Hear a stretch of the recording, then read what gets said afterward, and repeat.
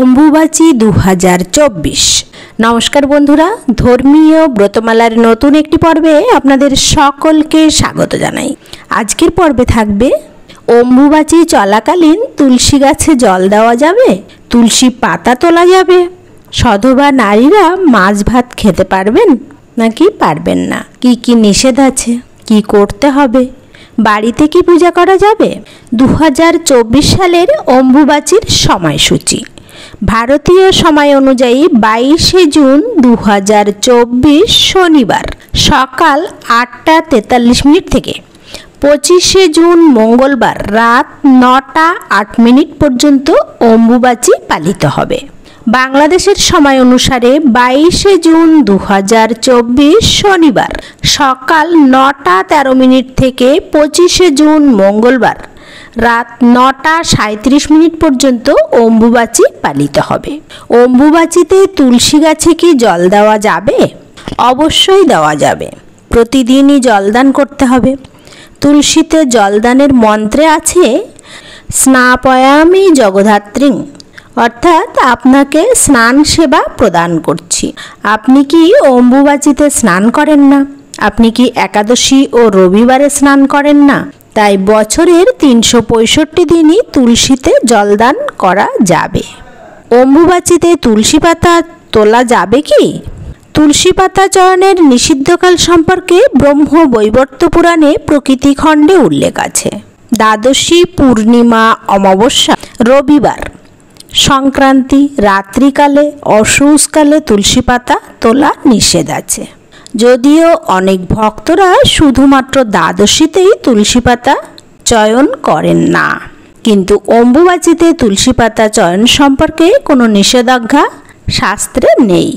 অম্বুবাচীতে মাছ ভাত খাওয়া যাবে কি? আবার কেউ কেউ বলেন সধবাদের নাকি মাছ খেতেই হবে।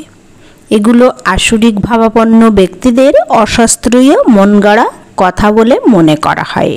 সত্য হলো সধবা নারীরা অম্বুবাচীতে মাছ, মাংস, আমিষ খেলে সংসারে নেমে আসে অশান্তি এবং স্বামী সন্তানের অমঙ্গল হতে পারে। বেদ, উপনিষদ, মহাভারত, পুরাণাদি সকল শাস্ত্রেই সকল সময়ের জন্যই মাছ, মাংস, ডিম প্রভৃতি আমিষ আহার নিষেধ করা হয়েছে। কিন্তু যারা একেবারেই অপারগ বা এখনও পরিবর্তন হতে পারছেন না, তারা অন্ততপক্ষে কার্তিক মাসে, বৈশাখ মাসে একাদশীর আগের দিন, পরের দিন, অমাবস্যা, পূর্ণিমা প্রভৃতি শুভ দিনে আমিষ আহার বর্জন করতে পারেন। অম্বুবাচীতেও সধবা, বিধবা, নারী, পুরুষ সকলেরই কর্তব্য কামাখ্যা মাতা এবং বসুন্ধরা মায়ের সন্তুষ্টির জন্য প্রাণী হিংসা না করা। তাই সকলেই মাছ, মাংস, ডিম বর্জন করবেন, সকলেই অন্নপ্রসাদ গ্রহণ করবেন। অম্বুবাচীতে কি ভগবানের পূজা বাড়িতে করা যাবে? বাড়িতে ভগবানের নিত্য সেবা পূজা করতে অবশ্যই পারবেন। এমনকি বিশ্বের প্রতিটি মন্দির সহ কেদারনাথ ধাম, শ্রীক্ষেত্র, পুরীধাম, বৃন্দাবন সহ সকল মন্দিরেই ভগবানের সেবা পূজা হয়ে থাকে। তাই বাড়িতেও ভগবানের সেবা পূজা, ভোগ নিবেদন করতে অবশ্যই পারবেন। অম্বুবাচী থাকলেও 22শে জুন ভগবান জগন্নাথ দেবের স্নানযাত্রা মহোৎসবে অংশ নিতে পারবেন। ভগবানের নিত্য সেবার পূজাও করতে পারবেন। অম্বুবাচী শাক্তমতীয় বাৎসরিক লোকাচার। সৌর পঞ্জিকা অনুযায়ী সূর্য আষাঢ় মাসে মিথুন রাশিতে প্রবেশ করলে বসুন্ধরা মাতা ঋতুমতী হন বলে ধারণা করা হয়। এই সময়ে প্রচুর বৃষ্টিপাত হয় এবং ধরিত্রী উর্বরতা লাভ করে। তাই ধারণা করা হয় এই 3 দিন কৃষিকাজ বন্ধ রাখা হয়। কিন্তু অম্বুবাচীর কোনো শাস্ত্রীয় উল্লেখ নেই বলে মনে করেন অনেকেই। তবে কামাখ্যা দেবীর মন্দিরে এই অম্বুবাচী পালন করা হয়। আবার অনেকে এই 3-4 দিন পূজা, জপ, গ্রন্থ অধ্যায়, রান্না প্রভৃতি নিষেধ বলে প্রচার করেন। এসব ভগবানের নিত্য সেবার ক্ষেত্রে প্রযোজ্য নয়।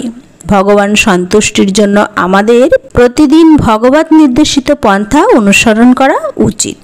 এই 3-4 দিন একই রকমভাবে ভগবানের প্রীতিবিধানের জন্য কার্য করা অবশ্যই কর্তব্য। তাহলে এই 3 দিন কি কি নিষেধ আছে, কি কি করা যাবে না? আমিষভোজীরা অবশ্যই আমিষ আহার বর্জন করবেন। মাছ, ডাল, মাছ, মাংস, ডিম, পেঁয়াজ, মসুর ডাল, রসুন, মাশরুম, কলমি শাক এগুলো খাবেন না। নেশা জাতীয় দ্রব্য, চা, পান, কফি, বিড়ি প্রভৃতি এগুলো গ্রহণ করবেন না। তাস খেলা, পাশা খেলা, জুয়া খেলা এগুলো করবেন না। কৃষিকাজ, হাল চাষ, গৃহপ্রবেশ, বিবাহ সংস্কার এগুলো করবেন না। পরনিন্দা, পরচর্চা, মিথ্যা ভাষণ পরিহার করবেন। এই 3 দিনে কি করবেন? ভগবানকে ভোগ নিবেদন করবেন, মহাপ্রসাদ গ্রহণ করবেন, অধিক হরিনাম জপ করবেন, শ্রীমদ্ ভগবদ্ গীতা যথাযথ শ্রীমদ্ ভগবদ্ আদি শাস্ত্রগ্রন্থ অধ্যয়ন করবেন। ব্রাহ্ম মুহূর্তে ভোর 3:30 থেকে 4:30 মধ্যে শয্যা ত্যাগ করে স্নান করে মঙ্গল আরতি ও হরিনাম জপ করবেন। ভগবানের পূজা অর্চনা, ভোগ নিবেদন, আরতি প্রভৃতি যথারীতি পালন করবেন। শুদ্ধ বৈষ্ণবকে ভোজন করাবেন, দান করবেন।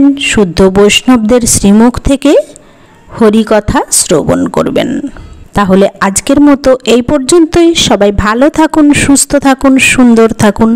শুভকামনায় নমস্কার। জয় মা কামাখ্যা দেবীর জয়।